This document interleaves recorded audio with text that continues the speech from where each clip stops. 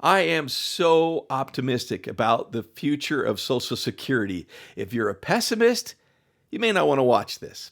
Unless you're a pessimist who wants to become an optimist, and you'll understand why I'm optimistic, too. I have reasons. Randy from Bragg Social Security Consulting. My website's up, braggsc.com. Hasn't been published yet. There's a few tweaks that need to happen, but you can go to braggsc.com and go to the About section and see why I do what I do. And once you consult with me and you pay for a nominal fee for a consultation, you have me for life for free to answer your questions and your concerns about your disability or retirement or Medicare benefits for free, forever, as long as you live. That's how we operate at Bragg SSE. It's how it's going to be. So we got to start with the Social Security trustees and their report. They're a separate entity. No one tells them what to do. They just tell us what they're seeing. And there's a bunch of stuff that's kind of snooze fest worthy, but the two things I want to talk about are what they discovered about the combined retirement and disability trust funds. Come 2035, combining those two, we all get 23% less if nothing happens, or 17% less if nothing happens. And then with the retirement trust fund, we all get 23% less if nothing happens. So, but here's the cool part. Here's optimistic reason number one. In 1983, there was a solvency issue with the Social Security Trust Fund. Congress got together because the problem was imminent. They debated, they talked about policies, they talked about modifications and changes that could be made, and they fixed the problem in a bipartisan way. It's going to happen again. I predict it. I believe it will happen because they have 8 to 10 years to fix the problem. And they've already fixed it. I worked for Social Security for decades. And when I started, they said, hey, 2020, everybody pack your stuff and go home. It's over.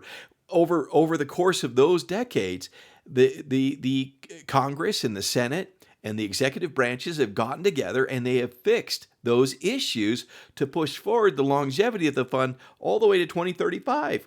So I'm optimistic they're going to fix it now. So here's the thing.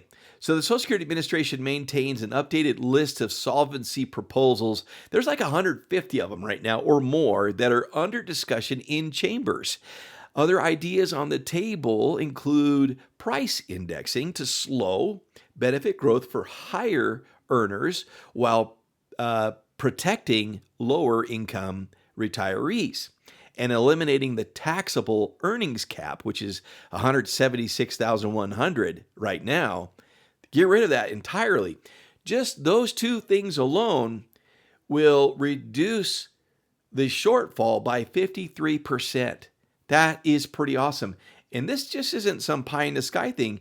This isn't just theory. This is real. Bipartisan think tanks like the Bipartisan Policy Center and the Committee for Responsible Federal Budget have done models of this, each of them respectively, and they both came to the conclusion that these changes, with a few other little things that could be done, will restore full solvency for 75 years. That fixes the problem. This is good. This is good stuff. Now, we had Doge come through like a wrecking ball. Pluses and minuses there. I know. But what they did with Social Security is they reduced bureaucratic redundancies by a whole bunch. And that combined with reduction of improper payments and inefficiencies within the agency itself, they discovered $175 billion that could be cut.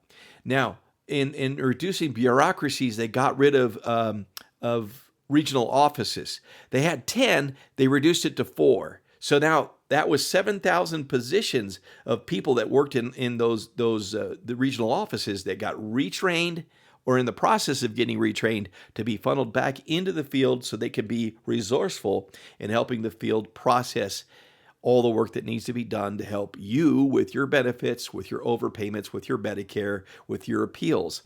And there's an expectation that productivity will increase in time. With that, combined with the modernization of technology that Social Security will have available to them right now. They don't have it, so be patient with them while they wait for this infrastructure to hit. and lend them support in providing service to you. So there's also this awesome thing that happened in early 2025, the Social Security Fairness Act, where the windfall elimination provision and the government pension offset were completely removed. So a lot of civil servants on the federal, state, and municipal level no longer have to face an offset. Whatever they have in Social Security, they get to keep 100% of it instead of it being offset. It was an awful offset too. So bravo on Congress for coming together in a bipartisan fashion to fix that. Way to go. More work to do, and they know it, and they're working towards it. This year marks the 90th year of Social Security and a renewed interest and commitment to discovering ways to reach that full level of solvency that we need. So stay on your congressmen and congresswomen, stay on your elected representatives, and make sure they do everything they need to do with the time they have available to them, which is 8 to 10 years. They better get to it now. And I believe they will. So let's hope for the best, because if they do that, then none of us are going to have to face that looming potential 23% reduction come 2035. I'm certain that's going to be the case as we watch things progress. Randy from Bragg Social Security Consulting, thanks for joining me today. I appreciate it.